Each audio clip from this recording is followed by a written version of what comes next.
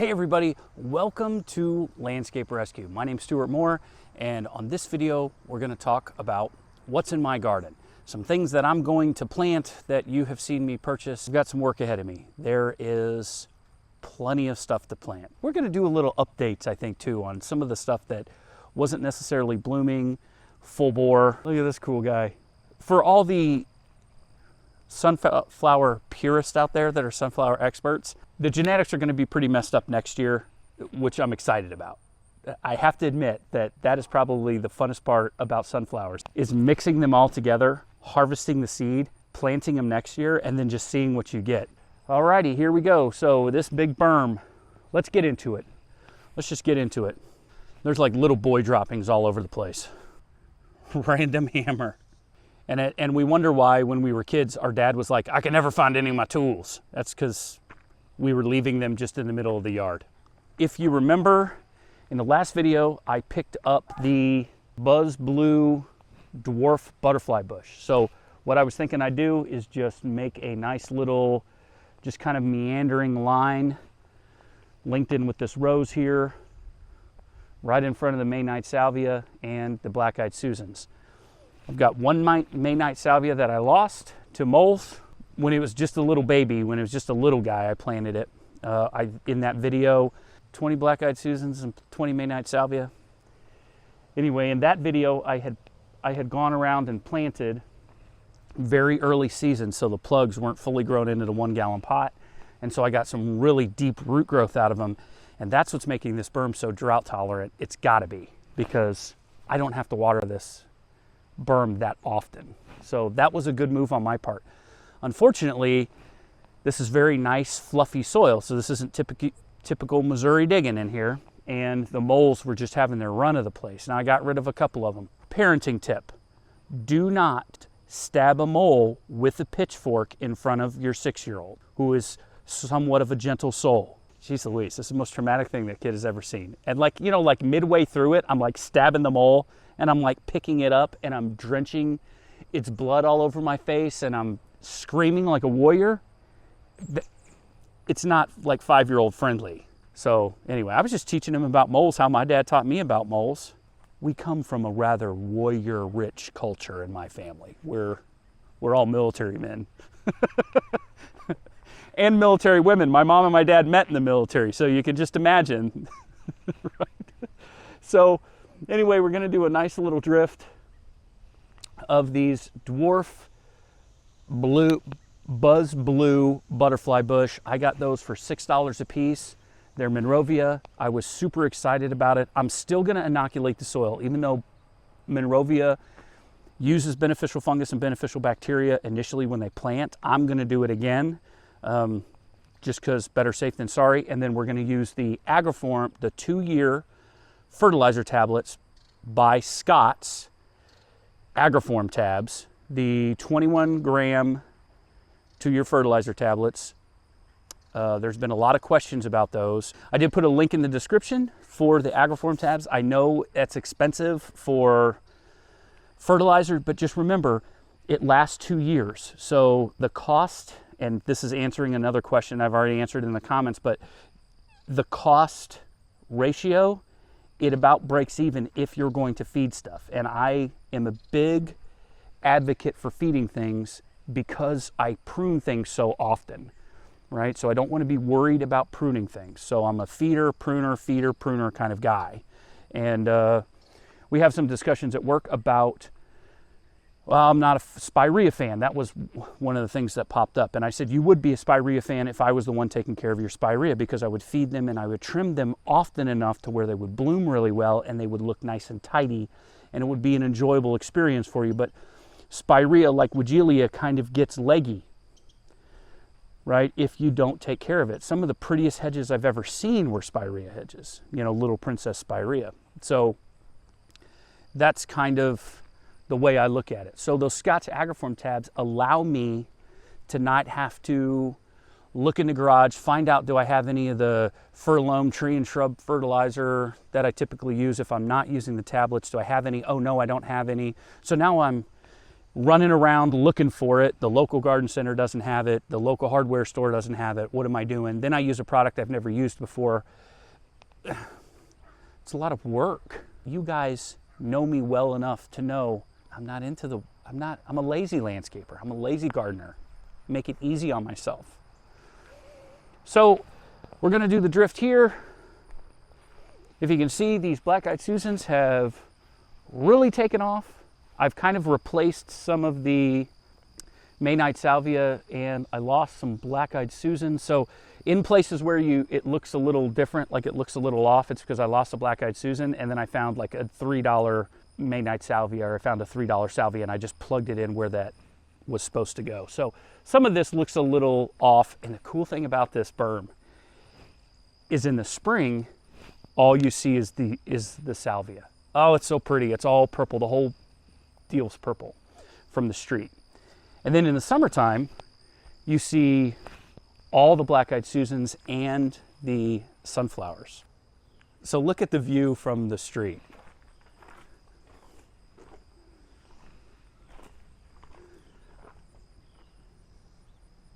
I mean, you got to admit, that's a pretty eye line to behold. So we're going to do that. We've got a May Night Salvia over here and another May Night, no, these are Purple Profusion, I believe. Oh, geez Louise, I'm so bad about the names. Violet Profusion. Violet Profusion. So one Violet Profusion here just to kind of fill this space here. A Violet Profusion over here with some other kind of random salvia that I got good deals on that I'm just kind of popping over in that little area right there. And then over here on the corner, I'm just going to make this corner real salvia rich, because I think that's going to look really pretty in the spring. These are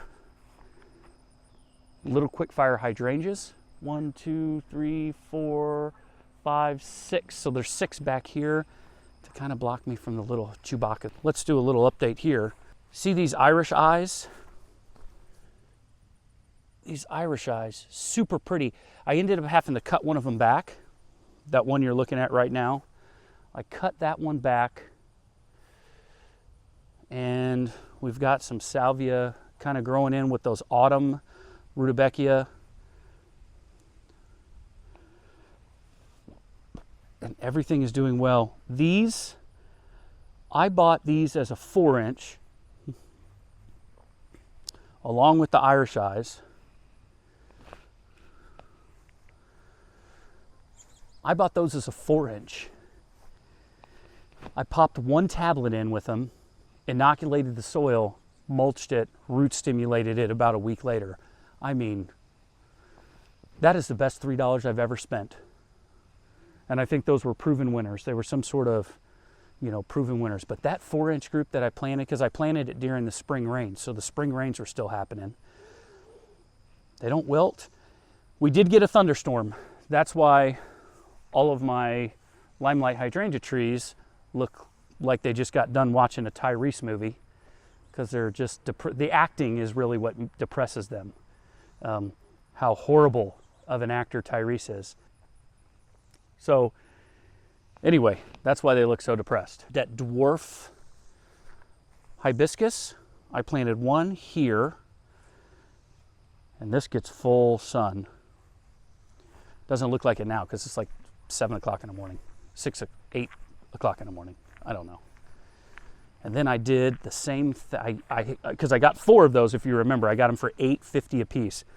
Then I went in and I planted a little section over here. Let me get the volleyball out of the way. And I planted 3 of them here. It's really starting to look good. Although I did take a hit from moles. The echinacea really took a hit this year with moles. I lost, well, I'm going to say I lost probably 2 echinacea just because they got too much water down here on the hill. Again, It's the second year. They did fine the first year, but the first year we only had like 4 or 5 rains in 4 months. So it was a very dry environment. I couldn't keep on top of the hand watering. It was so dry and so hot. So they did fine then. Before you stick your face in a panicle hydrangea and smell it, you always should give it a little taparoo. You do not want to get a bee sting on your face, which we've probably all had happen because we stick our faces in flowers. But give them a little tip. Pro tip. Give them a little taparoo. And then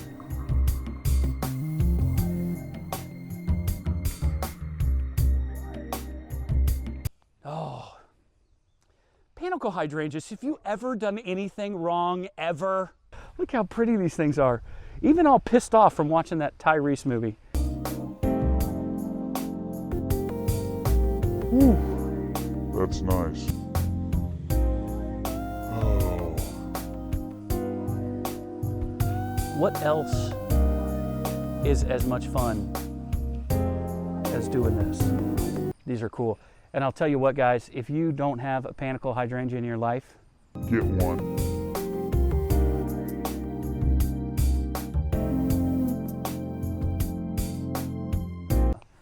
So here we got the hardy hibiscus,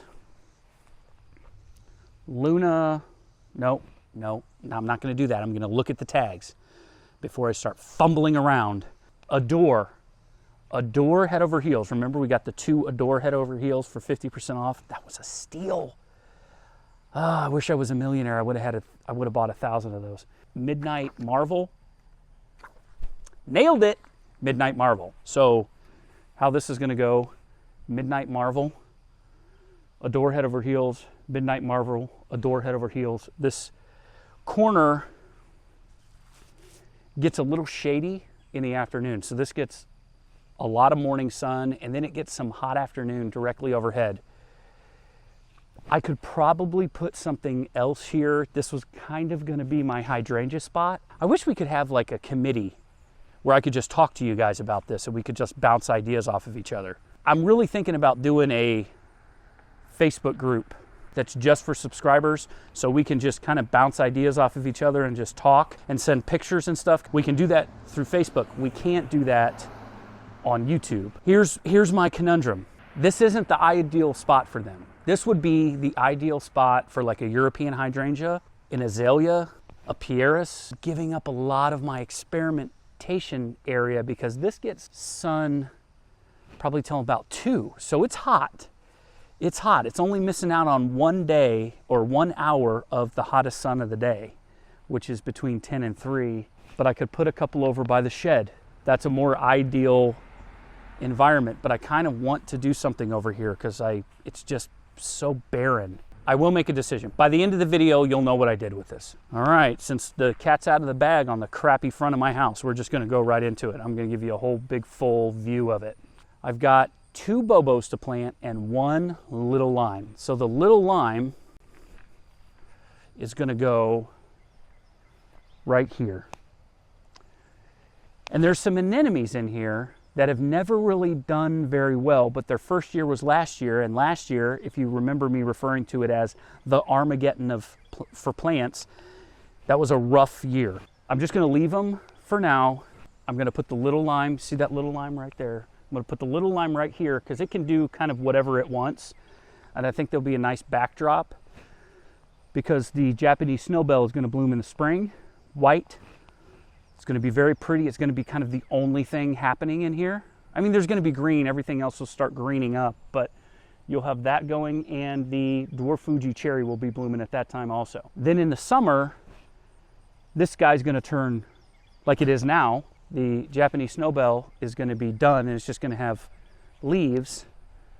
And I think that would look really pretty right there if you can just kind of picture that, about 5 feet tall, just kind of hanging out in the back. And eventually it'll choke out those hostas, but who cares? They were volunteer hostas. And to tell you the truth, I'm probably going to pull those out at some point and take them over to Affinity Estates anyway. It does kind of add some depth to the back here. It does kind of add some depth. I don't know. That's not important to me really. The bobo I got a bobo right here. So if you look there, the bobo is going to be just kind of right in back here, and it's going to be getting enough sun. So I'm going to have a more cohesive drift. Drift is like the new way to say line. It's a wavy line, guys. It's a wavy line. A drift is a wavy line. So we're going to have a wavy line of, but look at this view here. I like how dynamic this is and how it changes around. So you've got bobo, grit and glory, crazy, like monstrosity. I got to be really careful how I talk in front of the black-eyed Susans nowadays because they've become self-aware. But I have this fantastic black-eyed Susan that has done nothing but impress me as a backdrop, and so it really changes kind of, you know, the different ways that you look at it. Now these bobos are in full sun. This one that's doing really, really well gets a little bit of a break around 4 o'clock, and then it's in the shade from that point on, and it's doing so much better than these some of these others that just get straight blasted with sun. This is like the hottest house I've ever lived in for that reason. I mean, it's almost 360-degree sun.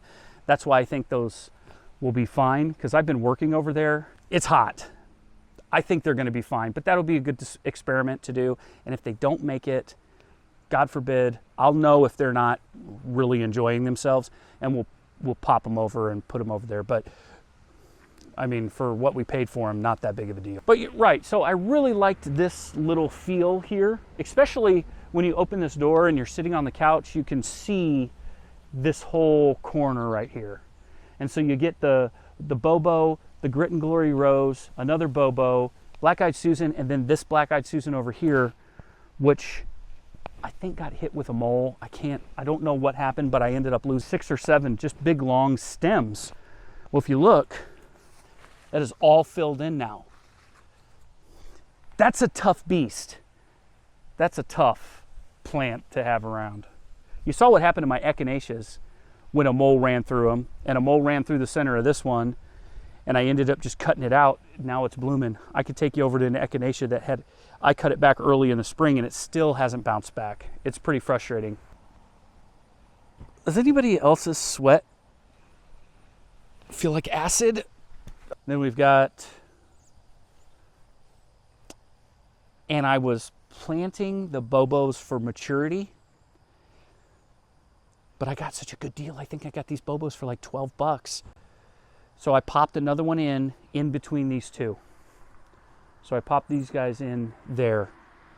We have bobos at work now that I'm working at a nursery again. So I'm just going to pick up 2 more bobos at work, and I'm just going to pop one in there and one in this middle here. I'm going to close the garage door because there's no way I want you guys to see how messy my garage is. It's not really that bad, but I get my chops busted about having tools and stuff laying all over the place. Look at that. Man, it's done pretty good. Oh, let me show you where I put some of these.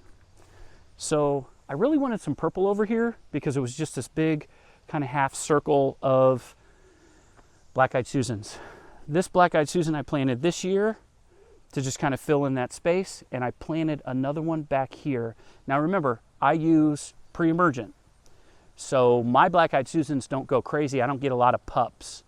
I do off of the mother plant, but I don't get seeds. Seeds don't germinate in this flower bed because I put enough pre-emergent down to choke a horse. Because again, lazy landscaper, I don't want to pull weeds. Here's where I put those little Shasta Daisies, the snow cap, snow princess, whatever Shasta Daisy it was, but they're only going to get about 18 inches, so they're not going to get very tall.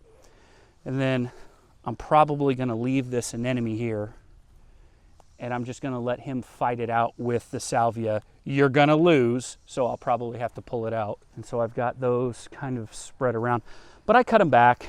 It's doing that typical Shasta Daisy thing where, you know, I plant it and then 2 weeks later it's, this is the area I'm talking about. Because now I got to make a decision. See, I think it would be really pretty to just kind of put some hibiscus in. You know what? Let's do that. I'm serious. There's a thunderstorm coming. That would be perfect if I could plant this stuff before the thunderstorm. Look at the horizon. Yeah. Oh, I screwed around too long. Okay, so there we go. It's going to kind of be this rough. Yeah, speaking of rough, it's kind of where I throw all my junk is behind this guy. So I'd like to hide it. Although once I put all these beautiful hibiscus in there, oh, I'm going to get back there. We're going to do this and we're just kind of mix them up between the Adore and the Midnight Marvel and just kind of pop it around. And I think that's going to look really, really good. This is not an area, you know, I had just mulched it. It's not an area I planned on doing anything with. I knew I wanted a big bed on this side. And I'll take the fence. I'm just saving this stupid fence so I can make birdhouses. I'm not even good at making birdhouses. All right, I got that storm rolling in. Let's get planting.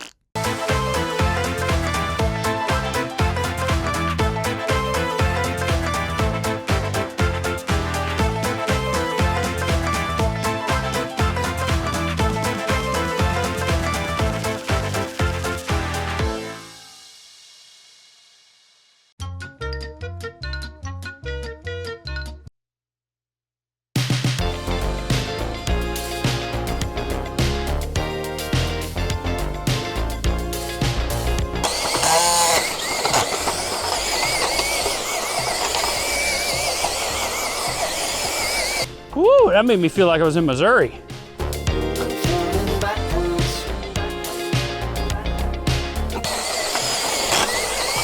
There we go.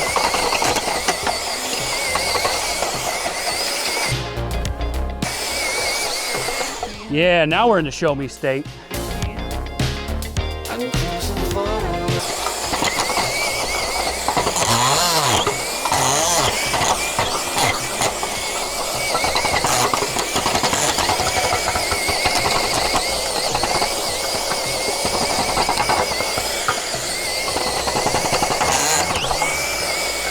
Boom.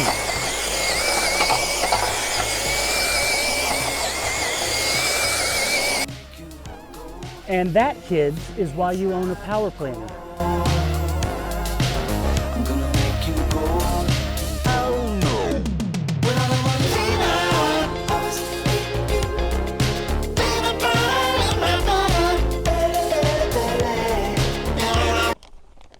1 bag of this Dr. Earthgrow did all of those plants. We still have some Bobos to plant. That's why I always have some reserve, some emergency inoculant. I picked up another bag for this project, but 1 bag was, what did we say? It was like $7.98, so like I say, like $8. I would rather buy 1 less plant than not get the Dr. Earthgrow. That's how important I think an inoculant is. And any inoculant, guys, I'm not hung up on one or the other. This is just the least expensive that I found with the highest concentration like the other more expensive ones, and it's readily available. See, Biotone, I have a really hard time finding Biotone in a 4-pound bag right now. My company, the company I work for, sells it, but they say there's a national shortage right now. So Biotone's a very popular company. If they can't keep up with demand, somebody else will. So, and that's kind of what you're seeing happening right now is Dr. Earthgrow is picking up a little bit of the slack that Biotone, that Espoma is throwing out there. But the good thing about the Dr. Earthgrow is all of their products have mycorrhiza in them, where Biotone, I believe only Biotone has mycorrhiza, if I remember right, because I've looked at flower tone and things like that, and I don't see it. I think it has beneficial bacteria, but not beneficial fungus. So anyway, that's the rub. I forgot to mulch that stuff over there, so do this, mulch that, and then we'll go to the front yard.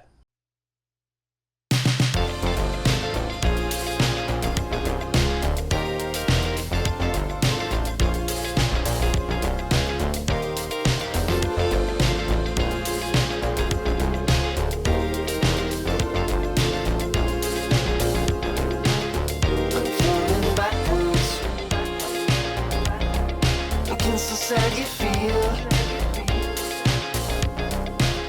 but I'm an actor, so all this stuff ain't real, no. I'm cruising forward beneath the Hollywood signs. I'm gonna need my personal journal to stay so cut so tight.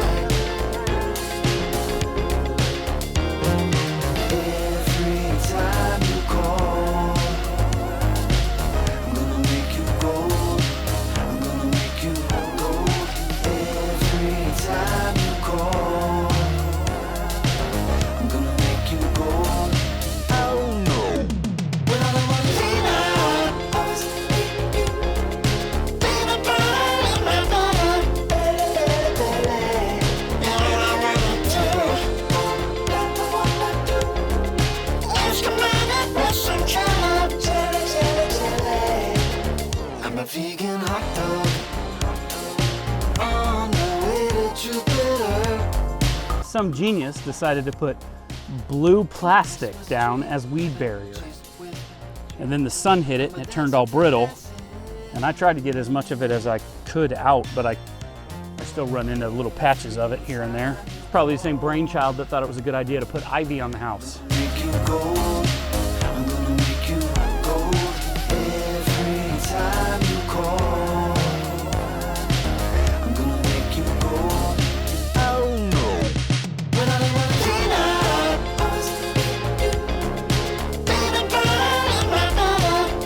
I'm sorry.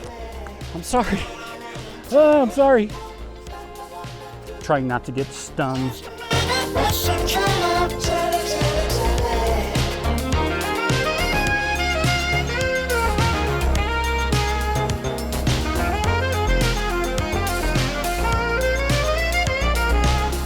And I am out of mulch. So these are gonna have to fend for themselves until I'm out and about and getting some mulch at Lowe's.